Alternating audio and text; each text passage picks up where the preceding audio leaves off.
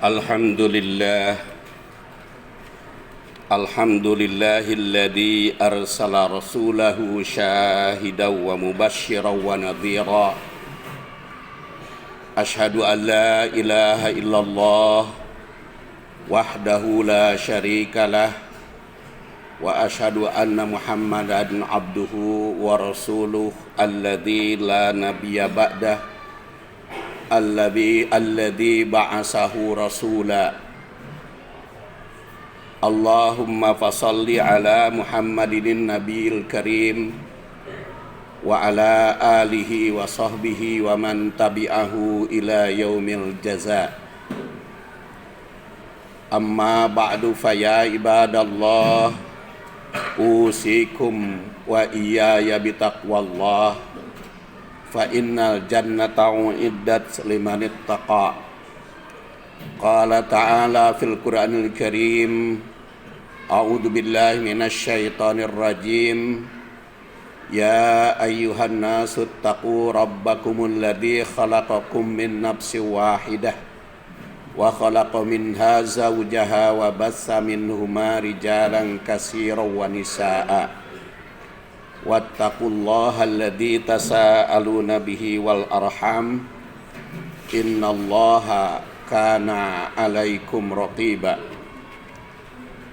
Wa qala ta'ala inna arsalnaka syahidan wa mubasysyiran wa nadhira. Faya ibadallah usikum bitaqwallah fa inna jannata uiddat liman ittaqa. Sidang Jumat rahimakumullah, kita harus menyadari bahwa hidup kita itu telah diteladani oleh Rasulullah sallallahu alaihi wasallam. Karena beliaulah satu-satunya teladan, figur dan model hidup kita. Sehingga ibadah itu minimal 2 syarat utama, yaitu tajridul ma'bud ilallah, tajridul ma'bud wal maqsud ilallah, wa tajridul mutaba'ah li Rasulillah. Memusatkan perhatian, latar belakang, tujuan hanya kepada Allah, dan menunggalkan teladan kita di dalam beribadah hanya Rasulullah sallallahu alaihi wasallam. Ayat yang saya bacakan tadi, surat Al-Fat ayat 8, menandaskan inna arsalnaka syahidan wa mubasysyiran wa nadhira. Sesungguhnya kami mengutus engkau Muhammad sebagai syahid, sebagai saksi, wa mubasysyiran, pembawa berita gembira, wa nadhiran, dan pembawa berita menakutkan. Jadi Rasulullah SAW berdasar surat Al-Fat ayat 8, tugas utamanya 3. Pertama syahidan, kedua mubasysyiran, ketiga nadhiran, yaitu sebagai saksi dalam bidang apa? Dalam berbagai hal, antara lain kehidupan beliau jadi saksi. Apakah kita mengakui sebagai umat Muhammad sudah meneladani Rasul atau belum? Karena kita sering mengaku berteladan kepada Rasul. Sampai di mana keteladanannya itu? Maka Rasul akan menjadi saksi di persidangan di akhirat. Apakah yang kita perbuat, yang kita ucapkan, dan yang kita sikapi cocok, berteladan atau tidak dengan Rasul? Itu saksi pertama, bahwa dia sebagai pembanding nanti, bahwa kita, amal perbuatan kita disidang di hadapan Rasul cocok atau tidak. Saksi yang kedua, Rasul itu karena bukti kebenaran yang dibawa oleh para Rasul sebelumnya sampai akhir zaman. Beliau itu adalah pembawa al-Islam, Dan seluruh nabi sejak Nabi Adam sampai nabi terakhir, syariat diajarkan adalah al-Islam. Karena saksi sebagai musaddiqan, sebagai pembenar dan penerus kelanjutan dari para nabi dan rasul terdahulu. Sidang Jumat rahimakumullah, tentu saja jadi saksi ini juga sebagai pembuktian kita kepada Allah sehingga kita mengakui kerasulan Dia. Maka kalimat inna arsalnaka, kami mengutus engkau Muhammad, kalimat arsalna itu adalah pelakunya Allah. Maka syahadat kita yang pertama adalah mengakui bahwa Allah Subhanahu wa ta'ala sebagai satu-satunya yang kita pertuhankan, dan saksinya adalah Rasul. Jadi saksi yang ketiga, Rasul sebagai penerus atau sebagai utusan Allah Subhanahu wa ta'ala, karena arsalnaka. Sehingga syahadat yang pertama kita ucapkan asyhadu alla ilaha illallah, aku bersaksi bahwa tiada Tuhan selain Allah.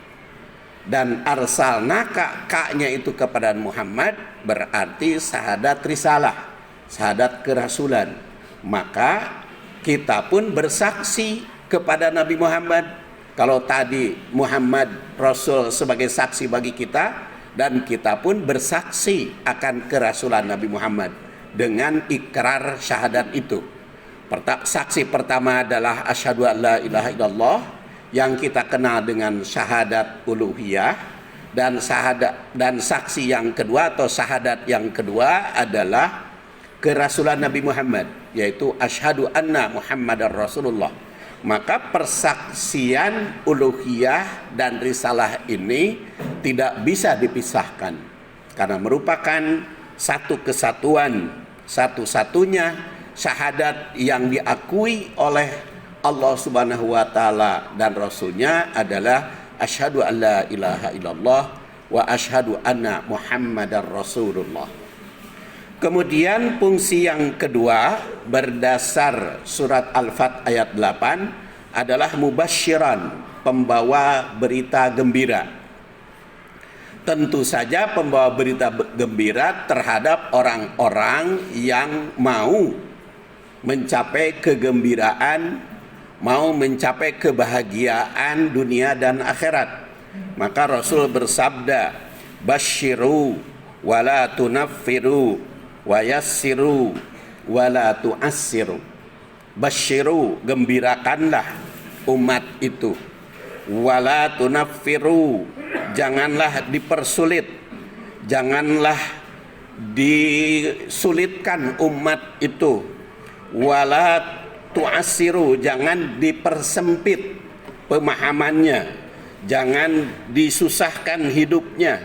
Wayassiru, dan mudahkanlah. Dan wala tunaffiru, jangan terlalu ditakut-takuti.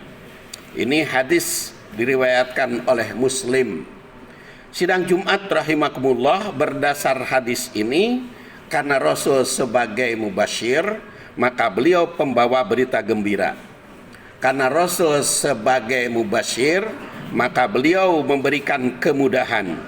Karena beliau sebagai mubasyir, maka Rasul tidak hanya menakut-nakuti, wala tu'assiru, dan tidak menyulitkan. Maka kalau ada sesuatu yang sulit dikerjakan, maka pasti ada solusinya. Kata Imam Asy-Syafi'i yang wafat 194 lahir 150, al-hukmu idza daqa ittasa'a. Hukum itu apabila menemukan kesulitan maka ada keleluasaan. Itu berlaku di dalam syariat Islam. Jadi kalau ada sesuatu yang sulit, maka ada jalan untuk memudahkan, dan kemudahan itu berada disertai atau beserta kesulitan tersebut. Inna ma'al usri yusra. Jadi beserta kesulitan ada kemudahan. Karena setiap ada kesulitan pasti ada rukhsahnya. Allah Subhanahu wa ta'ala mengatur sedemikian rupa al-Islam itu lengkap. dengan segala aturannya sesuai dengan fitrah dan tabiat manusia. Dan Rasul Shallallahu Alaihi Wasallam sebagai mubasyir itu banyak dicontohkan oleh sabda-sabdanya. Umpamanya orang yang masuk surga, kullu ummati yadkhulunal jannah, seluruh umatku itu pasti bakal masuk surga, illa man aba, kecuali yang tidak mau. Ini berita gembira. Jadi siapapun yang mau masuk surga pasti masuk surga.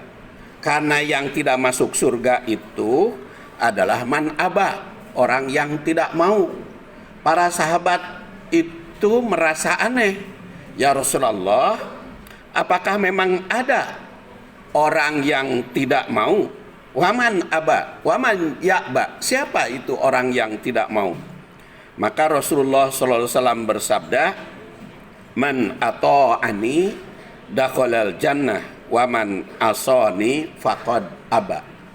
Orang yang menentangku, orang yang taat kepadaku, man ata'ani, orang yang taat kepadaku, orang yang mengikuti petunjukku, maka itu pasti masuk surga. Waman asoni, barang siapa yang menentangku, itulah orang yang tidak mau. Jadi jelas sidang Jumat rahimakumullah, hadis ini sebagai tabsyir, sebagai pembawa berita gembira bahwa seluruh umat Rasul itu pasti masuk surga. Yang tidak masuk surga itu hanya satu, yaitu man aba, orang yang tidak mau. Namun bukan hanya sebagai mubasir, bukan hanya sebagai pembawa berita gembira, tapi juga beliau itu sebagai nadir, sebagai pemberi peringatan.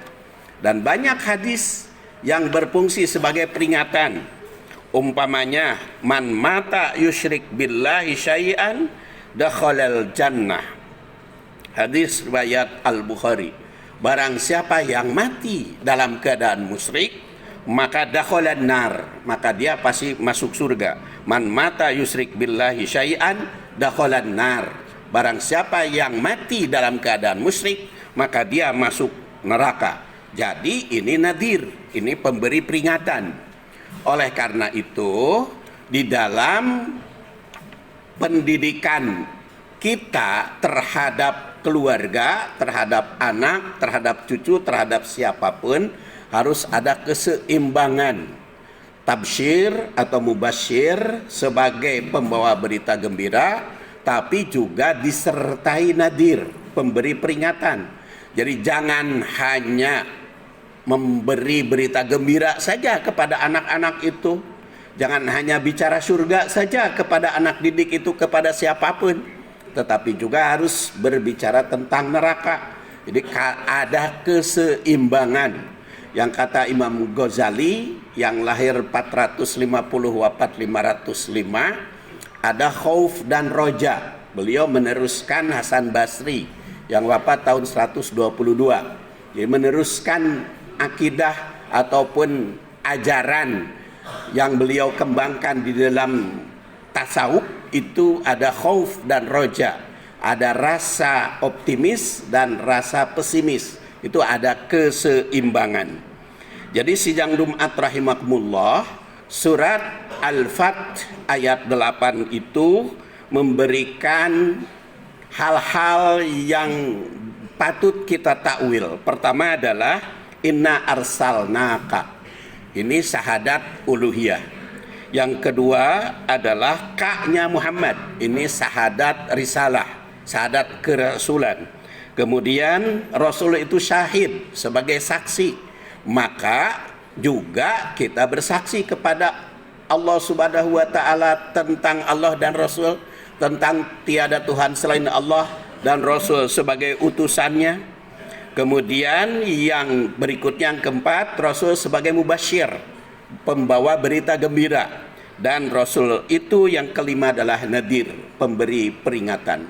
Ghafarallahu li walakum walhamdulillahirabbil alamin.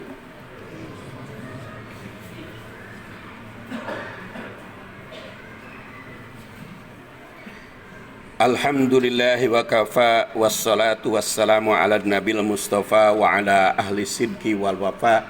Ashhadu an la ilaha illallah wahdahu la syarika lah wa ashhadu anna Muhammadan abduhu wa rasuluh alladzi la nabiyya ba'dah. Allahumma salli wa sallim wa barik ala Muhammadin wa ala alihi wa sahbihi ajma'in. Qala ta'ala ya ayyuhalladzina amanu taqullaha haqqa tuqatih wa la tamutunna illa wa antum muslimun. Wa qala ta'ala inna arsalnaka syahidan wa mubasyiran wa nadhira. Sidang Jumat rahimakumullah, ada beberapa tatbik di dalam kehidupan kita dari surat Al-Fath ayat 8 itu. Pertama adalah syahadat uluhiyah dan risalah, itu merupakan satu kesatuan. Uluhiyah pengakuan kepada Allah tiada Tuhan selain Allah, dan risalah adalah kerasulan Nabi Muhammad. Maka aturan Allah dan Rasulnya menjadi sumber utama atau pedoman utama di dalam segala aspek kehidupan. Yang kedua, Al-Quran dan Sunnah itu selain pedoman hidup tapi juga sebagai filter dan di dalam segala aspek kehidupan. Kemudian yang ketiga, pendidikan di dalam keseharian. Syahadat itu harus seimbang antara ketauhidan kepada Allah dan teladan bagi Rasul sallallahu alaihi wasallam. Kemudian yang berikutnya, yang keempat, ada keseimbangan juga antara berita gembira tentang surga dan berita duka tentang neraka, sehingga penerapannya bukan hanya tertarik oleh surga tetapi juga ketakutan oleh neraka. Yang tentu saja yang kelima adalah kaitan dengan pengharapan kepada Allah atas rahmatnya dan takut atas murkanya. Mudah-mudahan kita termasuk orang-orang yang bersyahadat uluhiyah dan risalah ini sesuai dengan petunjuk Al-Quran dan Sunnah. Allahumma salli wa sallim wa barik ala Muhammadin wa ala alihi wa sahbihi ajma'in. Allahumma inna nas'aluka imanan kamila wa rizqan halalan thayyiban wa hasanan bighairi hisab wa ilman nafi'a bi rahmatika ya arhamar rahimin. Rabbana hab lana min azwajina wa dzurriyyatina qurrata a'yun waj'alna lil muttaqina imama. Rabbana atina fid dunya hasanah wa fil akhirati hasanatan wa qina adzabannar. Subhana rabbika rabbil izzati amma yasifun. Wassalamun alal mursalin walhamdulillahi rabbil alamin. Aqimis salah.